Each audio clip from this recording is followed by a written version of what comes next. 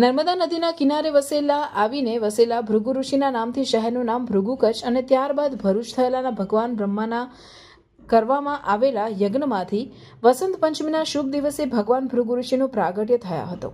વસંત પંચમીના રોજ તેમના વંશજો દ્વારા પ્રાગટ્ય દિવસ તરીકે ઉજવણી કરાય છે.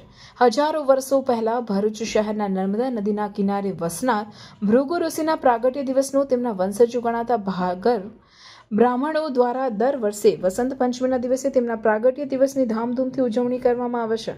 આ વર્ષે પણ વસંત પંચમીના પાવન અવસરે શહેરના ભૃગુ ઋષિના પ્રાગટ્ય દિવસની ઉજવણી કરવામાં આવી હતી. સવારે 7 વાગે પ્રથમ વિદ્યાના દેવી સરસ્વતીની વંદના કરવામાં આવી હતી. મંદિરમાં શિવાલયોની વચ્ચે બિરાજમાન ભૃગુ ઋષિને કેસર સ્નાન કરાવાયું હતું. આ પ્રસંગે લઘુ રુદ્ર તેમજ સમાજના પરિવારજનો માટે મહાપ્રસાદીનું પણ આયોજન કરાયું હતું.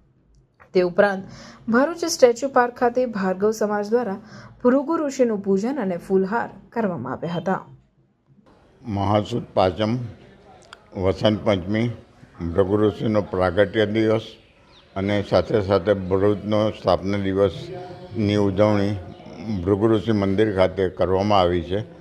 ભાર્ગવ સમસ્ત પંચ તરફથી કરવામાં આવેલી ઉજવણીમાં આજે સવારે 7 વાગે કેસર સ્નાન, 9 વાગ્યાથી લઘુરુદ્ર અને તે પછી ભાર્ગવ જ્ઞાતિની માટેની પ્રસાદી રાખેલી છે.